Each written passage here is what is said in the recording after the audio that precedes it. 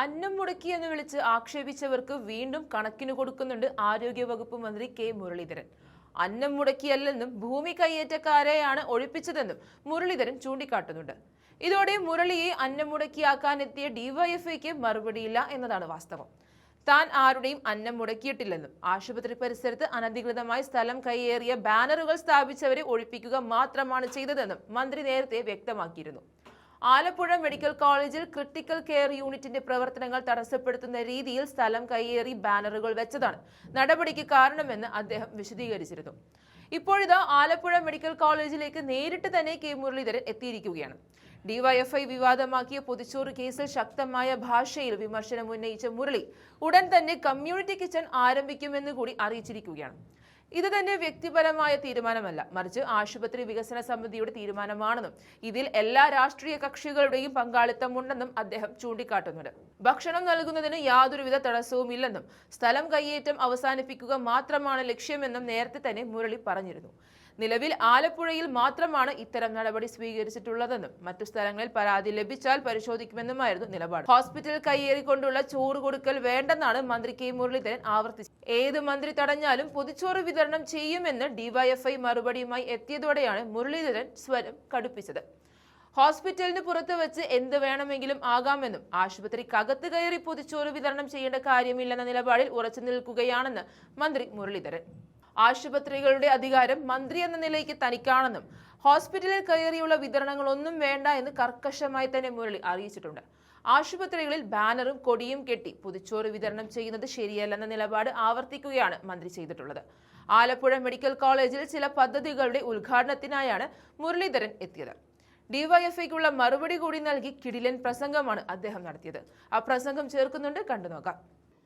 ഏതായാലും ഇത് നമുക്ക് ഈ മെഡിക്കൽ കോളേജ് 6 മാസത്തിനുള്ളിൽ തന്നെ പ്രവർത്തനം ആരംഭിക്കണം. ടേൺ ബൗണ്ടായിട്ട് തന്നെ 6 മാസത്തിനുള്ളിൽ ഈ എല്ലാ പേപ്പർ വർക്കും മറ്റ് എല്ലാം പൂർത്തീകരിച്ച് പ്ലാൻ അംഗീകരിച്ച് 6 മാസം കൊണ്ട് നമുക്ക് തറക്കല്ലിട്ടാൽ അന്ന് പണി തുടങ്ങണം. അല്ലാണ്ട് തറക്കല്ലിട്ട് വെറുതെ പോവല്ല.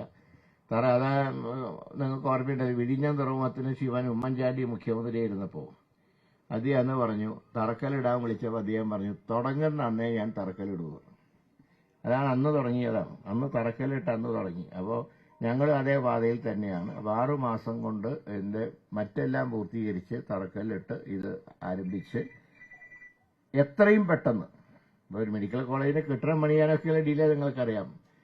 കഴിയുന്നത്ര ഡിലേ ഒഴിവാക്കിക്കൊണ്ട് ഇത് പൂർത്തിയാക്കുക. അതാണ് ഞങ്ങൾ വിഭാവന ചെയ്യുന്നത്. അതോടൊപ്പം തന്നെ ഇവിടെ ഇപ്പോൾ ഒരു സൂപ്പർ സ്പെഷ്യാലിറ്റി എന്ന് പറയുമ്പോൾ അതിൻ്റെ എല്ലാ വിഭാഗങ്ങളും ഉണ്ടാവും. എല്ലാ ഡിപ്പാർട്ട്മെന്റുകളും ഇവിടെ ഉണ്ടാവും.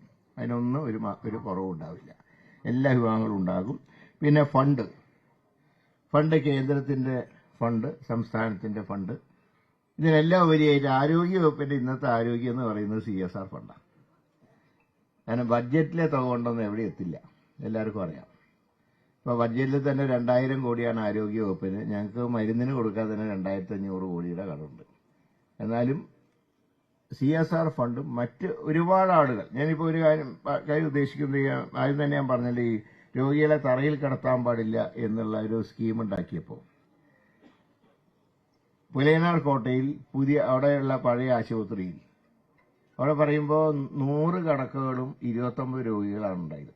അവിടുത്തെ ഡോക്ടർമാർക്ക് കാര്യമായിട്ടുള്ള പണി ഉണ്ടായിരുന്നില്ല. മെഡിക്കൽ കോളേജിലെ ഡോക്ടർമാരൊക്കെ ശീർഷാസനത്തിൽ നിൽക്കുക, ജോലിയുടെ ഭാരക്കൂടുതലാണ്. ഇവിടുത്തെ കുറെ നിലത്ത് കിടക്കുന്ന രോഗികളൊക്കെ അങ്ങോട്ട് മാറ്റി. ഇതറിഞ്ഞപ്പോൾ ഒരുപാട് സംഘടനകൾ, സമൂഹത്തിൽ അംഗീകാരമുള്ള സംഘടനകൾ, അവർ കിടക്കുകയും, കഴിഞ്ഞ ദിവസം ഡ്രഗ്സ് അസോസിയേഷൻകാർ അവർ വന്നത്, അവർ 100 കിടക്ക ഞങ്ങൾക്ക് നൽകി, 100 കട്ടിലും അതിലേക്കുള്ള മെത്തയും ഞങ്ങൾക്ക് സംഭാവന നൽകി. അപ്പം അങ്ങനെയുള്ള ഫണ്ടുകളുണ്ട്. ഇപ്പോൾ ദേശീയ പെട്രോളിയം വകുപ്പിന്റെ സഹായത്തോടാണ് ഇരിഞ്ഞാലക്കുട ജില്ലാ ആശുപത്രിയിൽ 1 കോടി ചെലവിട്ട് ഒരു 10ാമത്തെ നില പണിത്. അങ്ങനെയാണ്. ഇപ്പോൾ CSR ഫണ്ട് എല്ലാ, പ്രത്യേകിച്ച് ശ്രീ രമേശ് ചെന്നിത്തലയ്ക്ക് ദീർഘകാലത്തെ ഡൽഹി ബന്ധമുള്ളതാണ്. അപ്പോൾ ഒട്ടുമിക്ക ഞങ്ങൾ രണ്ടുപേരും ഒരുപാട് കേന്ദ്ര കമ്മിറ്റികൾ അംഗങ്ങളായിരുന്നു, MP എന്നുള്ള നിലയിൽ.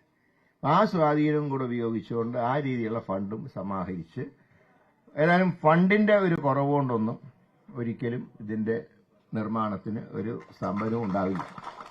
ഇതിനെല്ലാം ഉപരിയായിട്ട് ഈ മെഡിക്കൽ കോളേജിൽ ഞങ്ങൾ ഉദ്ദേശിക്കുന്നത് ഒരു ക്യാൻസറിന് ഒരു പ്രത്യേക പരിഗണന നൽകണം എന്നാണ്. കാരണം ഇവിടെ ശ്രീ രമേശ് തന്നെ സൂചിപ്പിച്ചു, തീരപ്രദേശങ്ങളിൽ കാര്യമായിട്ടുള്ള ഈ ക്യാൻസറിന്റെ അതുപോലെ തീരപ്രദേശത്ത് മാത്രമല്ല, ഇപ്പൊ കേരളത്തിൽ തന്നെ ഒന്നാമത്തെ ഒരു വെല്ലുവിളി ക്യാൻസറും രണ്ടാമത്തെ കിഡ്നി ഫെയിലിയറുമാണ്.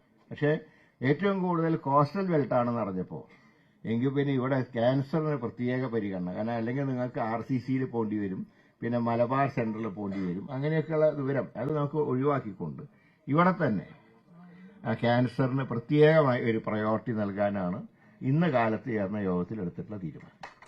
അപ്പോൾ ഇങ്ങനെ ഇതൊക്കെയാണ് കാര്യമായിട്ടുള്ള തീരുമാനം എടുത്തിട്ടുള്ളത്. ഇതോടൊപ്പം ഒരു കാര്യം കൂടെ ഞാൻ പറയാം.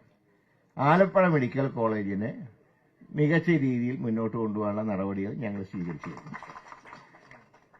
വേറെ കാര്യം കൂടെ ഞാൻ പറയുകയാണ്. ഒരു 2 മാസത്തിനുള്ളിൽ ഒരു പരീക്ഷണാർത്ഥം, അതിന്റെ അർത്ഥം വേറെ ആരും പൊതിച്ചോറ് തരണ്ടെന്നൊന്നുമല്ല, അവിടെ സ്ഥലം കയ്യേറിയതിനെ കുറിച്ചിട്ടാണ് ഞാൻ അഭിപ്രായം പറഞ്ഞത്. അതിന് വേറെ വ്യാഖ്യാനങ്ങളൊക്കെ വരുത്തി. പക്ഷേ ഏതായാലും ഒരു പരീക്ഷണം ഞങ്ങൾ നടത്തുകയാണ്. ഒരു 1-2 മാസത്തിനുള്ളിൽ കമ്മ്യൂണിറ്റി കിച്ചൺ അവിടെ നിന്ന് ആരംഭിക്കാൻ പോവുക. എങ്ങനെയുണ്ട് നോക്കട്ടെ, പരീക്ഷണാർത്ഥം. അത് ബാക്കി സ്ഥലത്ത് വേണോ വേണ്ടതൊക്കെ പിന്നെ നമുക്ക് ആലോചിക്കാം. ഏതായാലും അവിടെ നിന്ന് പ്രഖ്യാപിച്ചാണല്ലോ ആലപ്പുഴയിൽ നിന്ന്. അതുകൊണ്ട് അവിടെ ഒരു കമ്മ്യൂണിറ്റി കിച്ചൺ 2 മാസം ഒന്നും എടുക്കില്ല, 1 മാസം. അത് തുടങ്ങിക്കഴിഞ്ഞാൽ മിനിമം ഒരു കൊല്ലം മുന്നോട്ട് പോകണം. അതിന്റെ ഇതനുസരിച്ച്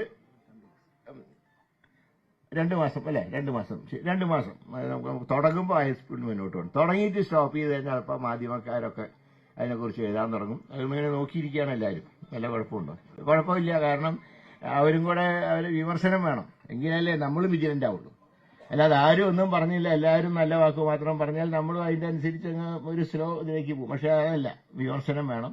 അതുകൊണ്ട് തന്നെ 2 മാസത്തിനുള്ളിൽ കമ്മ്യൂണിറ്റി കിച്ചൺ പരീക്ഷണ അടിസ്ഥാനത്തിൽ ആലപ്പുഴ മെഡിക്കൽ കോളേജിൽ ആരംഭിക്കും. അതുകൂടെ പറഞ്ഞുകൊണ്ട് എല്ലാ കാര്യങ്ങൾക്കും എല്ലാവരും സഹകരിക്കണം. ഇത് നാടിന്റെ ആവശ്യമാണ്, അതല്ലാതെ ഞങ്ങളുടെ വ്യക്തിപരമായിട്ടുള്ള ആവശ്യമല്ല.